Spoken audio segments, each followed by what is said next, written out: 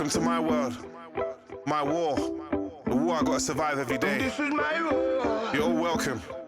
My broski, my bro, my man, brother. I'm so proud of you, bro. Looking good, got the kids playing over the there. kids playing. Hey, I'm glad, man. Life has just been just filled with so much gratitude lately, bro.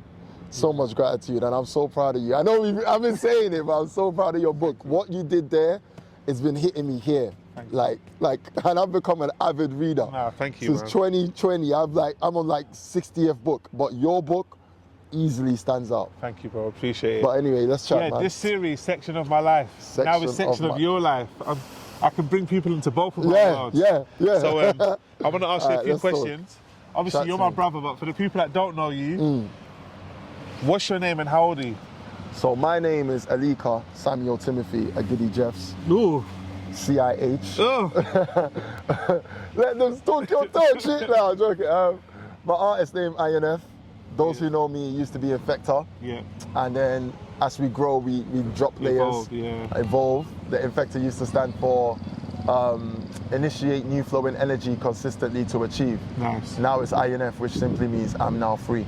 Nice. So yeah, my guy. Nice. And how old are you? I was just about to say I'm 33. But by the time you guys see this, fuck it, I'm 33. I'm living ahead of my time. I'm 33. So that's a special 26th year. of the 2nd is my birthday. That's the Christ year. And if you know 26th of the 33, let me give them game real quick. Yeah, because we were just talking about it. 33 is actually, that is the year where Jesus' traditional age when he was crucified and resurrected. Yep. 33, according to the Al-Ghazali, the dwellers of heaven will exist eternally in the state of being aged 33. Nice. The second level of heaven in Buddhism is the Triastrimsma, meaning of the 33 gods. Nice. 33 is a master number in the New Age numerology, along with 11 and 22. And then the divine Elohim appears 33 times in the story of creation in the opening chapters of Genesis. Jeez. That's beautiful. That's powerful. Right, let's get to it. So, what was your diagnosis and how did it make you feel hearing that? You know what I mean? Because when I got diagnosed with two things. First, I got diagnosed with manic depression, 2012. Yeah. Then it evolved into schizophrenia. All right. And I know how that made me feel. It made me feel like, no, you can go. The manic depression didn't make me feel a certain way because that kind of made sense with the way I was acting and behaving. But the schizophrenia one kind of made me feel a certain way because it's like I always had a perception around schizophrenia. You know, like schizophrenia, the perception around it hasn't been modernized yet. People still have that perception of like people with schizophrenia are like violent and they can't conduct themselves in a certain way and like, do you know what I mean? So like, I knew like me going back into society with that diagnosis over my head, how am I going to navigate it? But the way God so planned everything is that I just happened to have it in a time where people are more friendly towards mental health. You know what I mean? So I feel it kind of makes me feel sorry for people that had that earlier.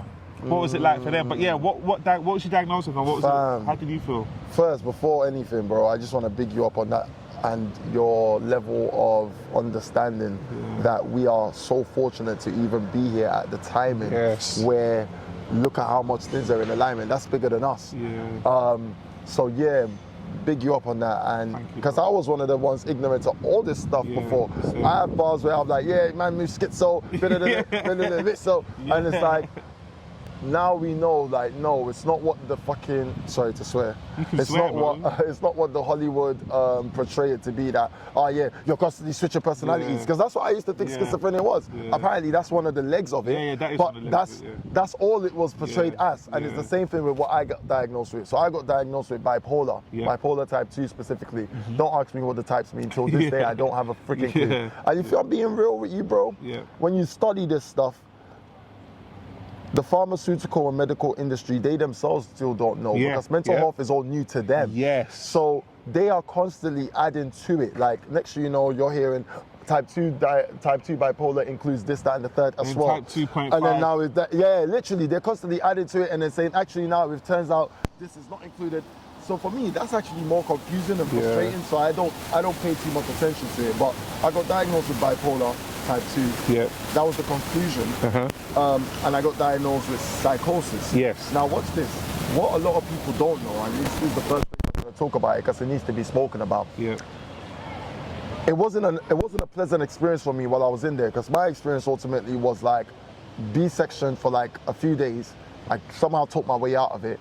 A few months later, I got sectioned, and this time they had me in there for a good 4 months, 5 months. And in that time, the amount of different diagnoses is, because again, like I said, even the experts are still experiencing this news, so they don't know what they're doing. They're trying to gauge. So it was confusing as hell for me. 1 minute they were telling me that I have depression. Then they were telling me I have anxiety. Mind you, all these things I was portraying, which is, I guess, part of psychosis. The main thing I understand now is psychosis actually is an embodiment of many different experiences people have, because the main anchor for psychosis is you can't tell the difference between reality and dream. Yes, exactly. So, which is a, let me not get too deep, we'll go off on a tangent. It's a fascinating concept when you think about life in itself, because we have the song we all sing, life is but a dream. So, hey, whatever. But point is this, they told me I was anxious.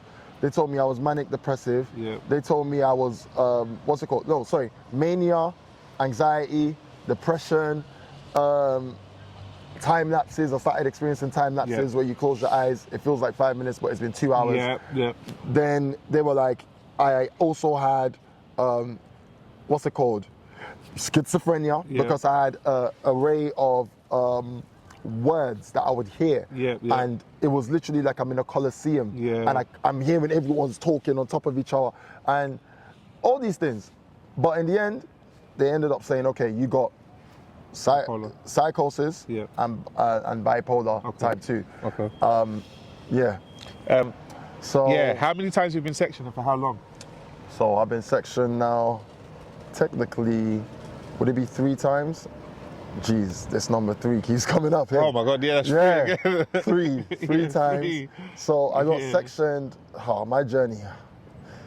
Around, so I think it was August, September, the video of me singing on a tube went viral, and I was actually going through it because my auntie Tina had died. So around that time, not too long after, that was the first time. Not too long after that was the first time.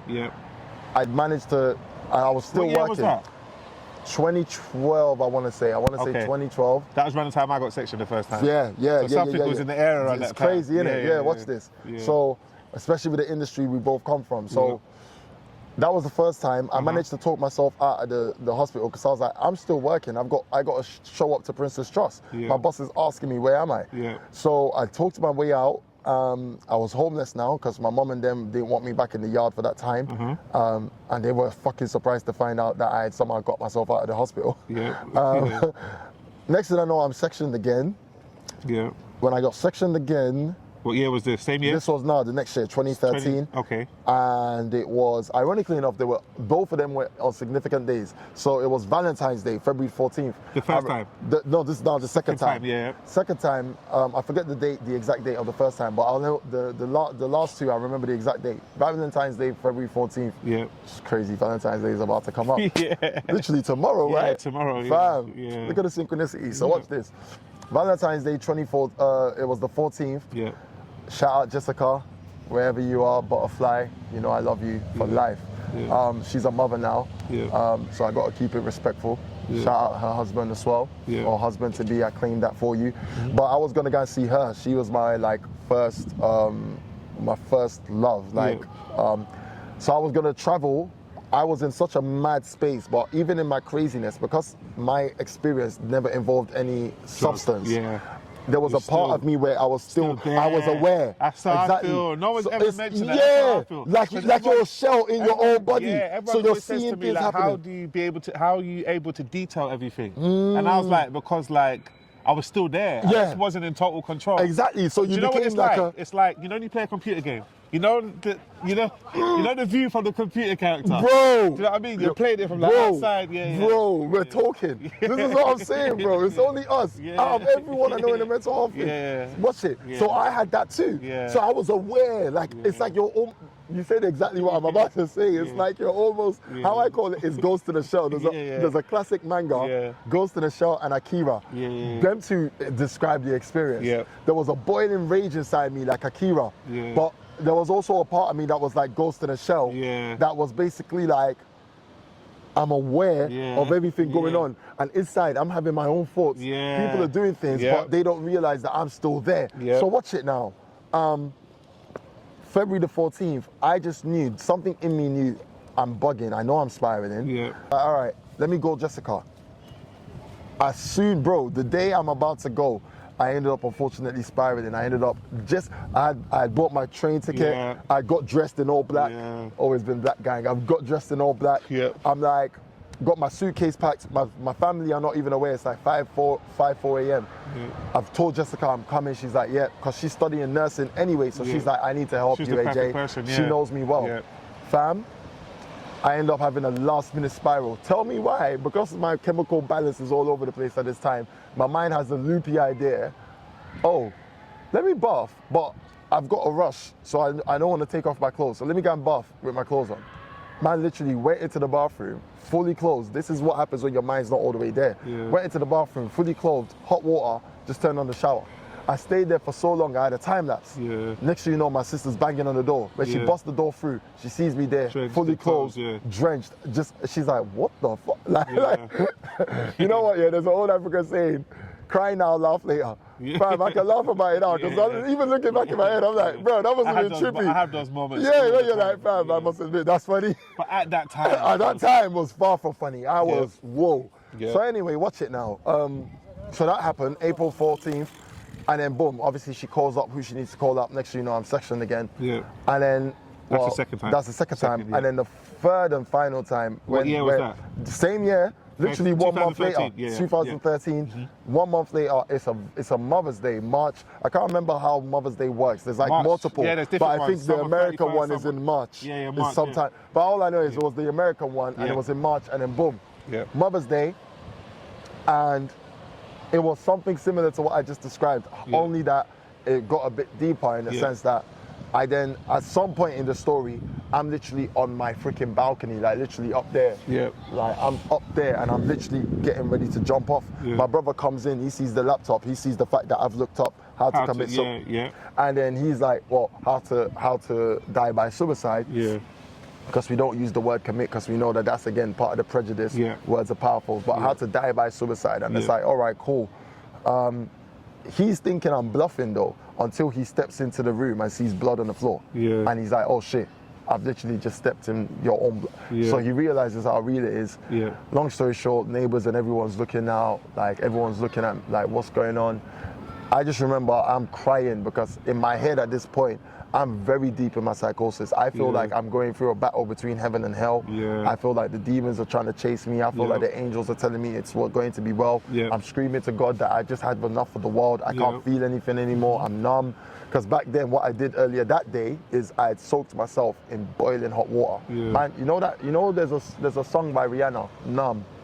And in the video, like, no, the song Numb is on the album, but there's that same album, there's a video she done, I'm trying to remember the name of the song, but in the video, she's just sitting in a bathtub. But anyway, I can't remember. People know, I know that the people know. In that music video, that was me, but the only difference was it was boiling hot water. Like, I had got to the point where I wanted to feel pain to remind me of what the real world is like. Because in my mind, I was so far gone. Dissociated. So far gone, my bro, that everything I'm looking at it from introspectively, outrospectively, upwardly, bird's eye view, looking at myself. I also looking at myself like, how do I feel about this? And that's with everything. So even if someone came up to me with a shank at the time, I'll just be there looking at them, thinking, and they'll be bugged out. Like, why is this nigga not scared? What the fuck? Like, that, I was so gone. So I was sitting in this boiling hot water earlier that day. So all these things connect the dots for my brother to realize, this is serious. We need to finally get him, like, somewhere sent away. And at the time, even that was a bad thing to me. I was like, you're calling the agents on me. You're calling the agents on me. Bruv, you know what? I looked into CIA and all this other shit.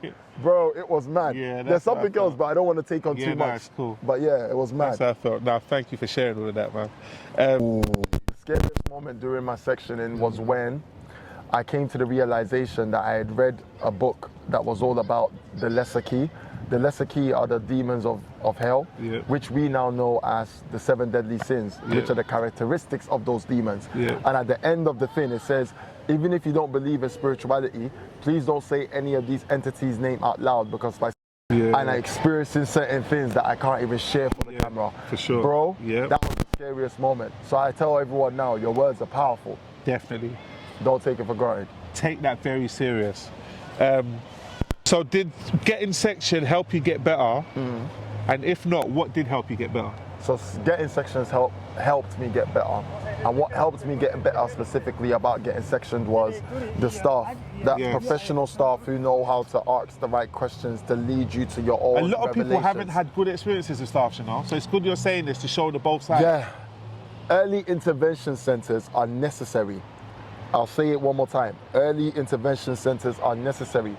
In your book, when you're talking about what you experienced the last time you went in with the private hospital, that's what early interventions do. They have that level of professionalism because they're there for the person experiencing their first episode, and they're there for a young person, so they make the learning experience and the way they care for people much more tailored, much more simple in regards to the learning experience, teaching you what you're going through, but the care they give you is much more cushioned because they understand that you're young. And so it made my experience very positive, and many other people who were on that early intervention center also positive. Shout out my girl Bacola, who's now an award-winning artist, and she was literally, she got sectioned, and me and her ended up meeting each other in there, even though we knew each other outside of there. So I say all of that to say, when you meet people in those places as well, like the connection is different. Lifetime. It's lifetime, because it's basically like we just went through a near-death. We just went through a near-death experience together. Yeah, exactly. Literally. Exactly.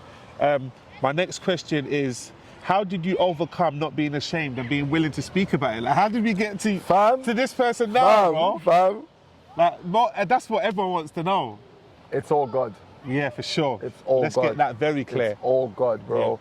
I'll be so real with you. I had the longest battle with my mentors about, I don't want to talk about this. Are you mad? I ain't talking about this. I'm going to pretend it never happened. So did I. I was not talking about it. And when I went to my mom, she's like, are you mad? We're not talking about none of that. Nope. None of that.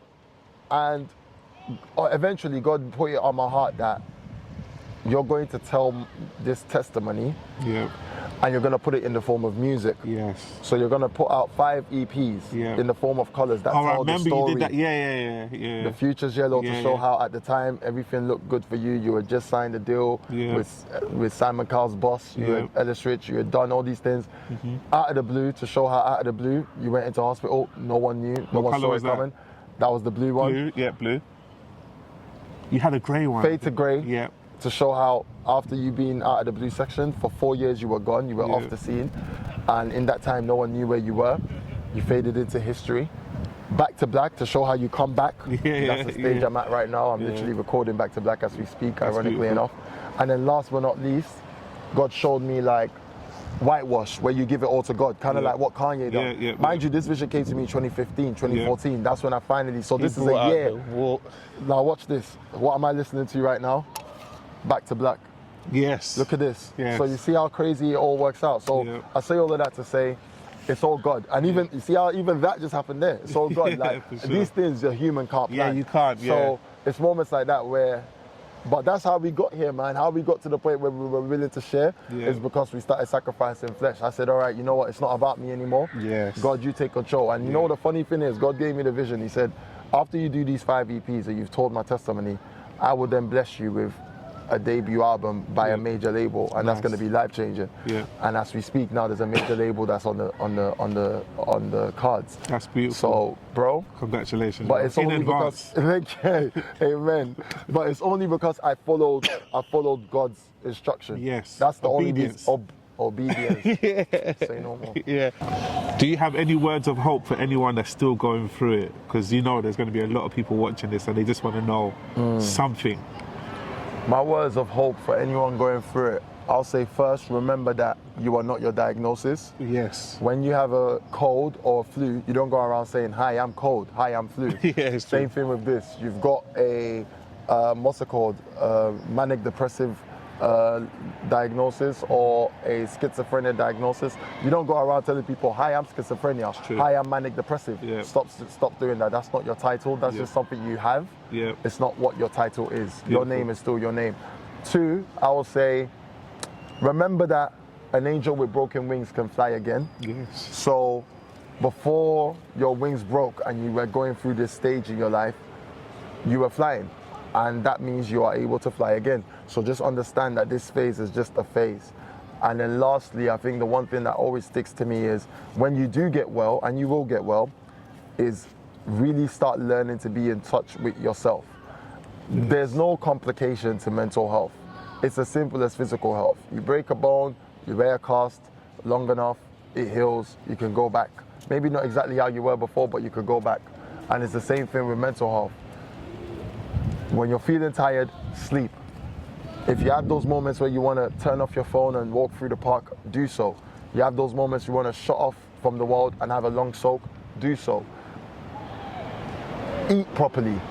Eating properly and sleeping properly is one of the most important things. And then especially for the man, them talking.